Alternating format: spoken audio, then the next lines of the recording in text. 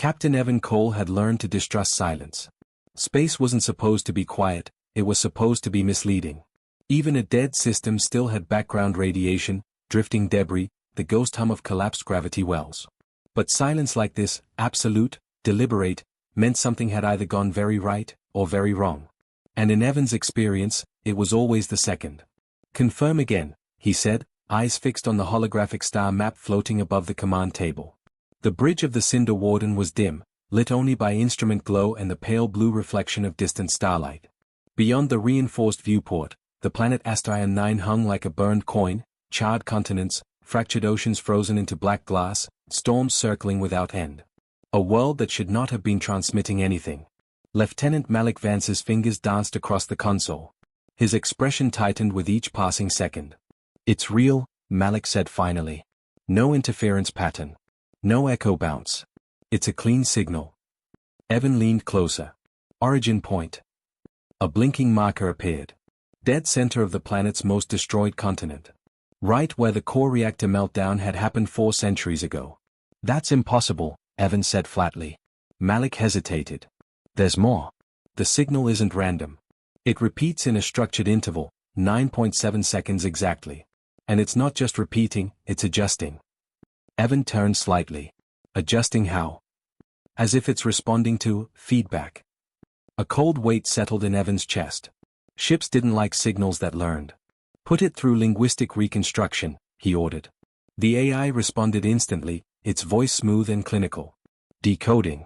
Pattern identified, non-natural cadence. Structured recurrence indicates intelligence."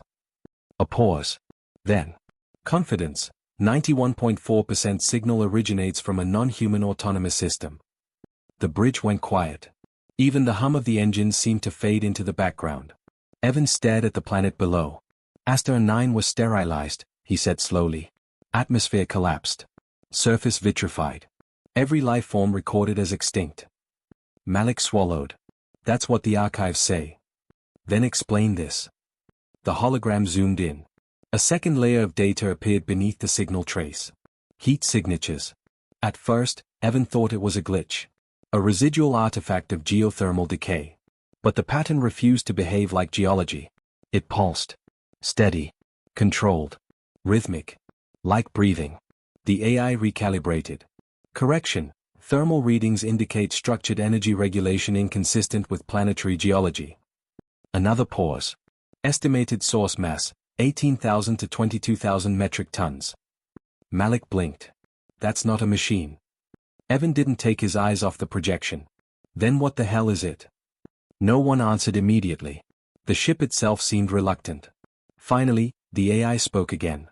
"Unknown biological or synthetic hybrid signature detected." A new line appeared on the screen. Movement. Slow at first. Almost imperceptible. Beneath the crust, something had shifted. Evan felt it before he saw it, a subtle vibration through the hull, like the ship itself had become aware it was being watched back. "Captain," Malik's voice dropped. "It's reacting to us." Define reacting. The signal outside changed. The 9.7-second interval shortened. Now 9.2. Then 8.8. The rhythm accelerating. The heat signature beneath the planet pulsed harder, brighter, like something deep below was waking from a long, patient sleep. Evan took a slow breath. "Prepare a probe descent." Malik snapped his head up. "Sir, protocol says." "I know what protocol says," Evan cut in. "Protocol also says this rock is dead. And it's not." A moment of hesitation. Then Malik nodded reluctantly. "Launching probe." A small descent capsule detached from the ship, drifting toward the planet's atmosphere. The bridge lights dimmed as all systems diverted processing power to the feed. The probe entered the upper ash cloud layer. Static filled the display. Then clarity. The surface of Astarion 9 came into view. Black desert stretched endlessly, broken by jagged glass formations that once might have been mountains.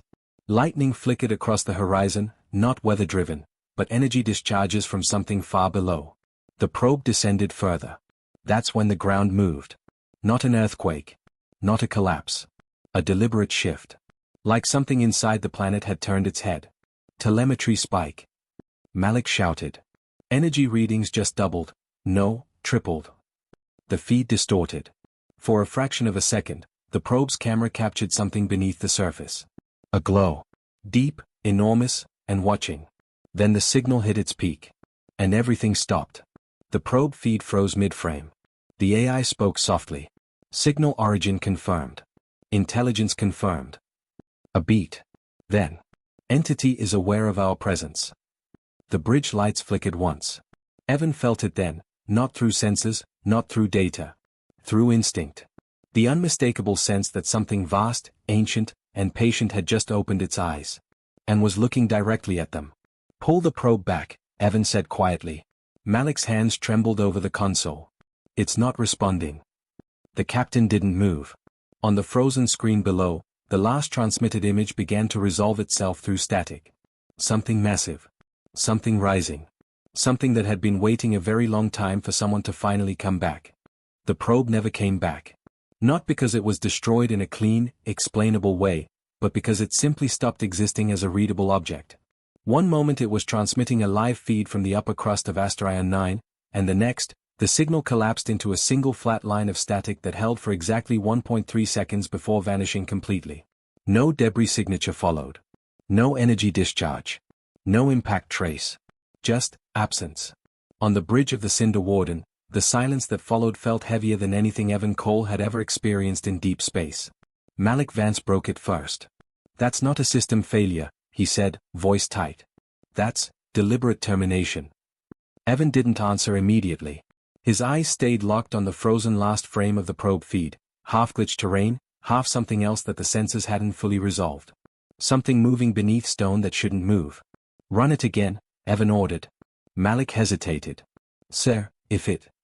Run it again. The engineer swallowed and initiated a replay loop. The same descent sequence unfolded, ash clouds, fractured continents, glassified oceans.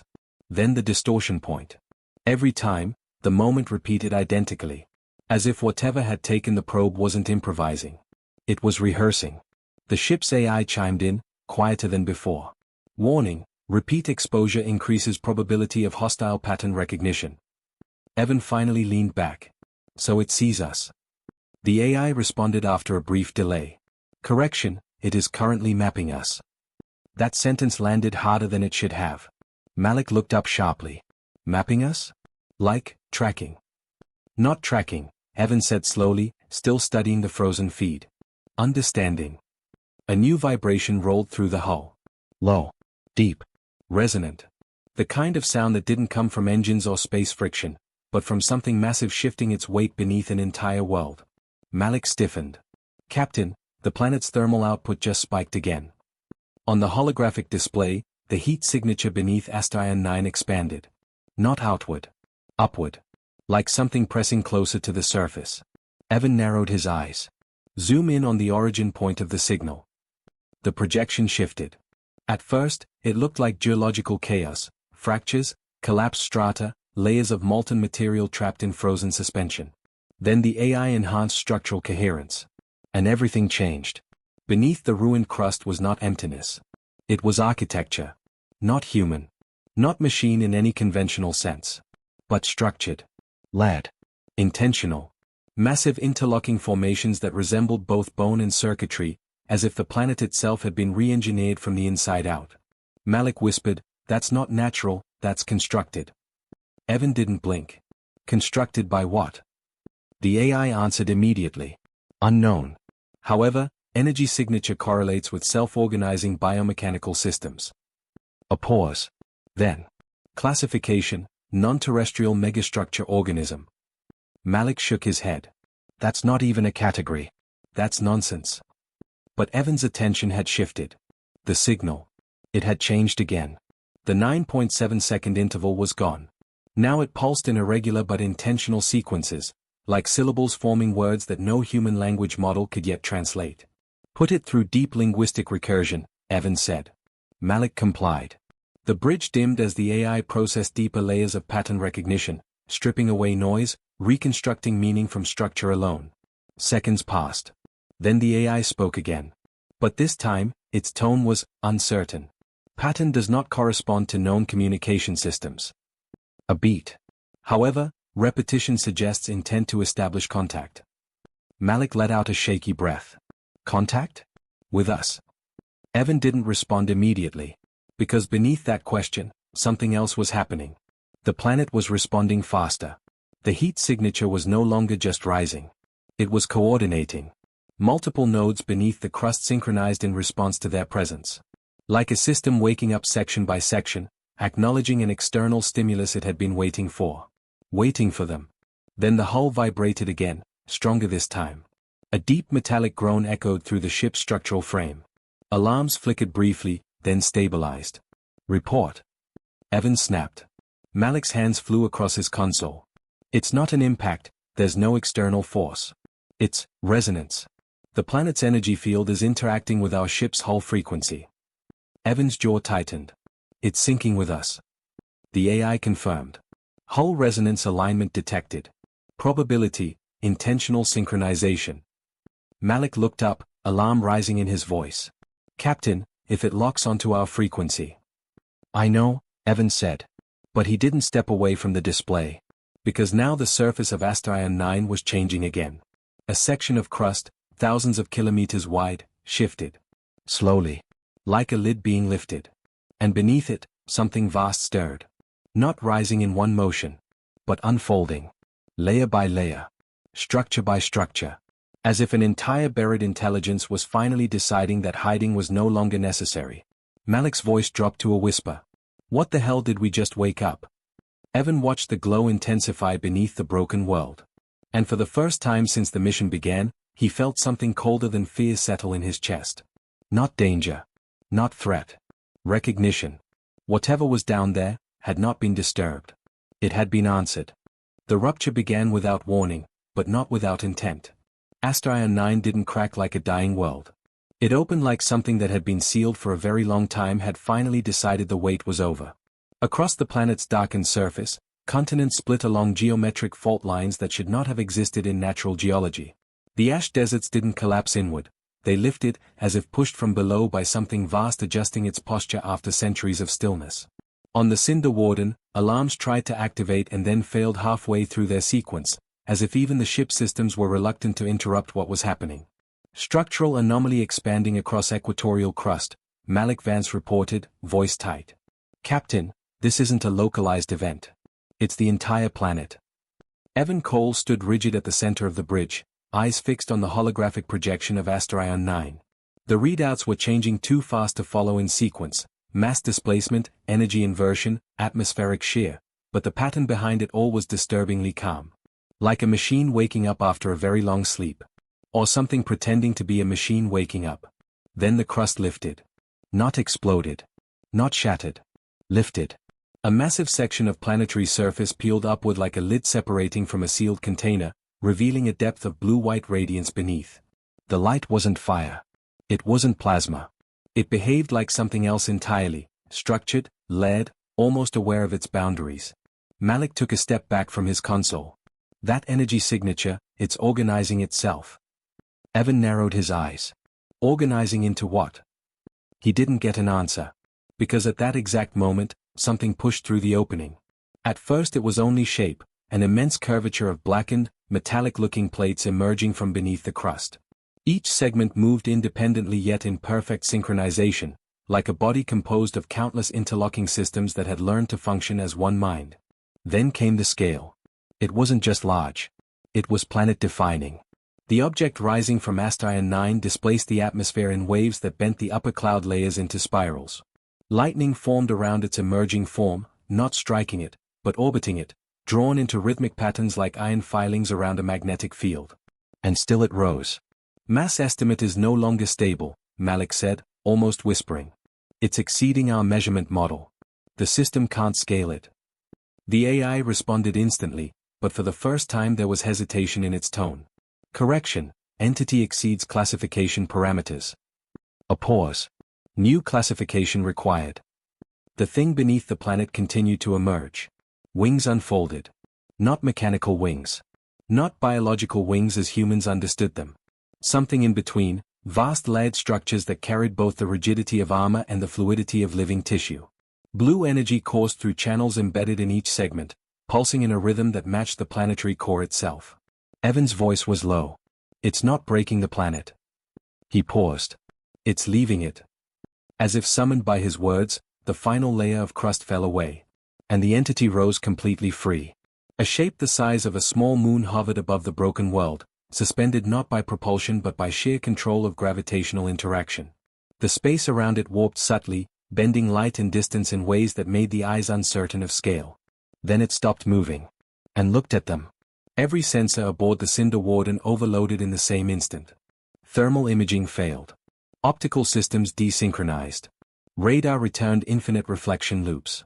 Even quantum telemetry produced conflicting results. So the ship did what it had been built to do when all measurement failed. It translated perception into meaning. And the meaning arrived as thought. Not transmitted. Inserted.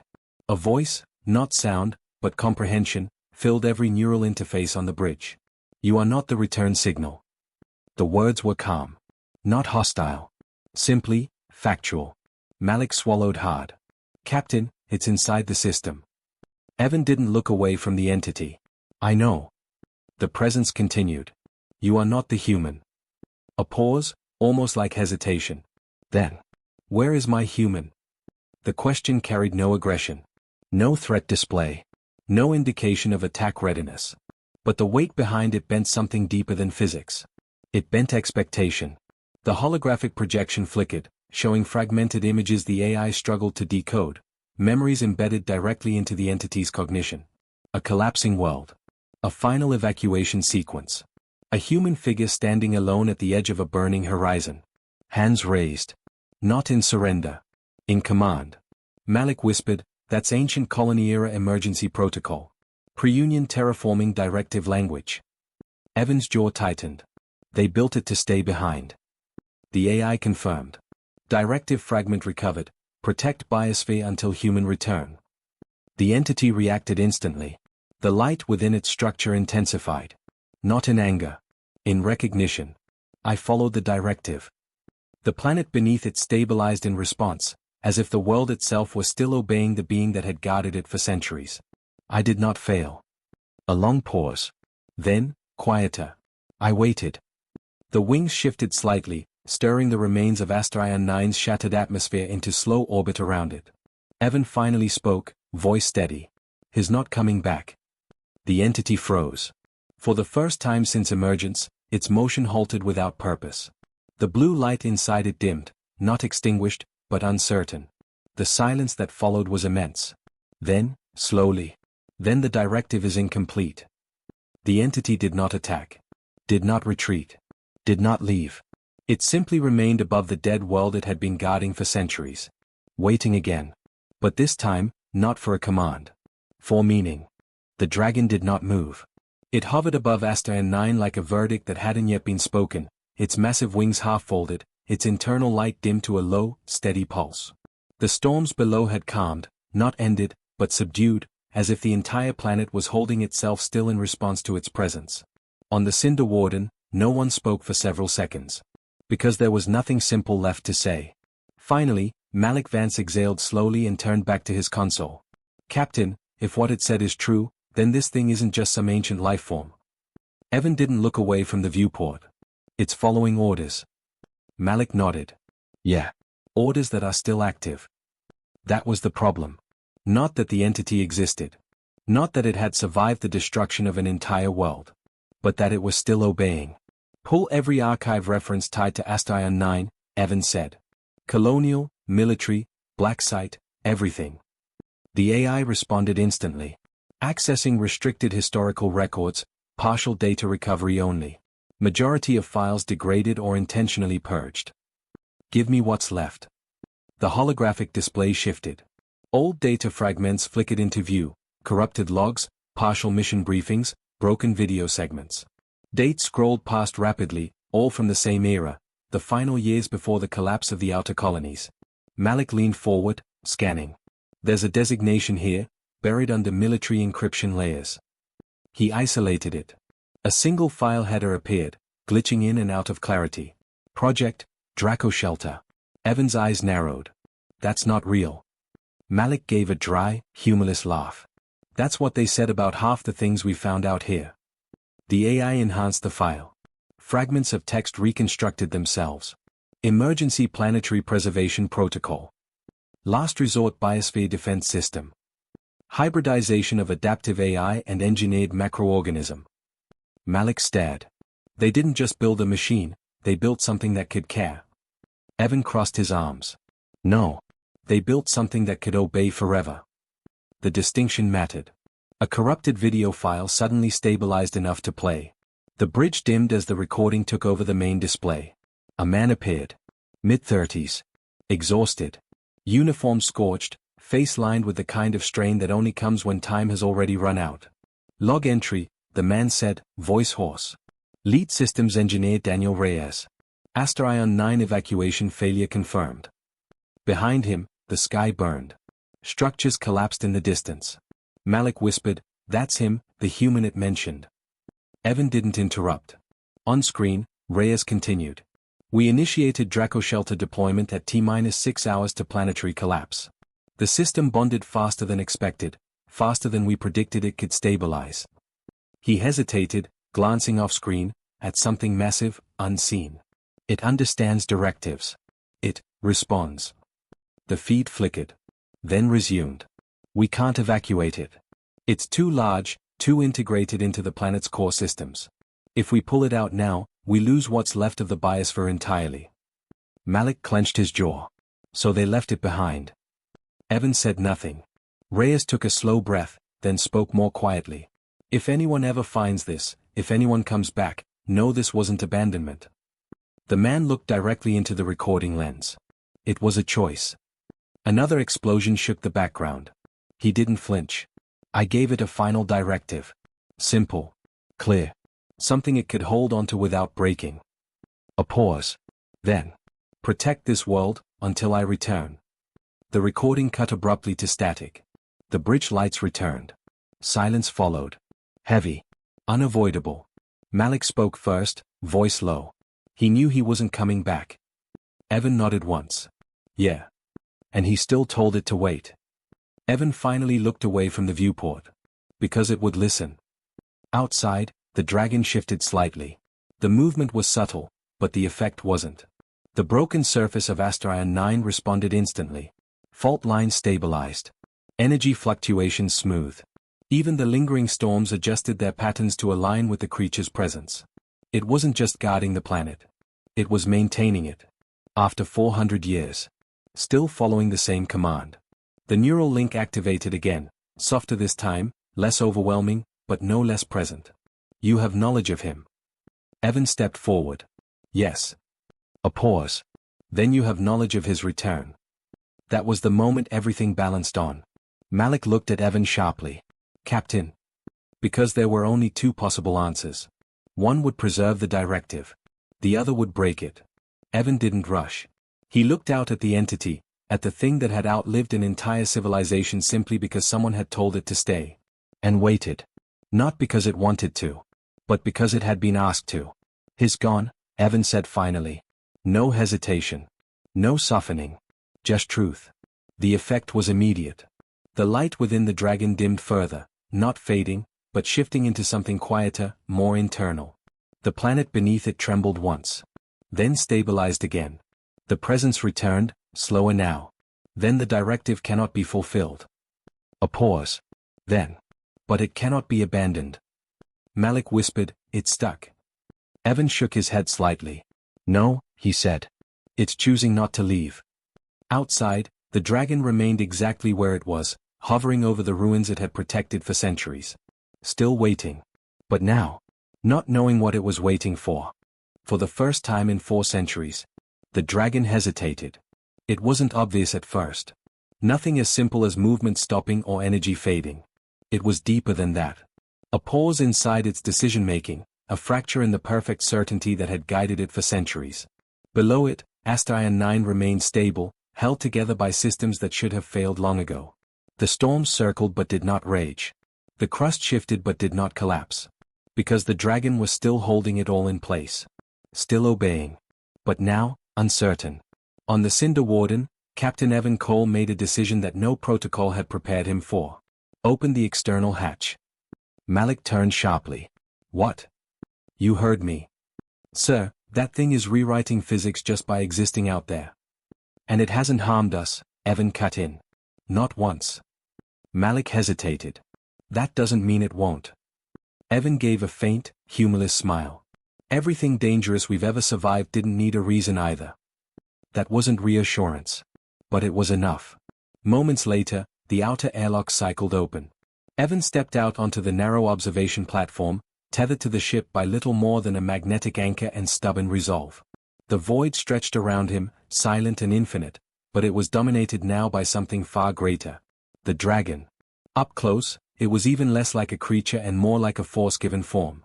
Its surface wasn't skin, nor metal, but something in between, layered plates that shifted subtly, adapting, alive with streams of blue energy that pulsed like a heartbeat stretched across kilometers.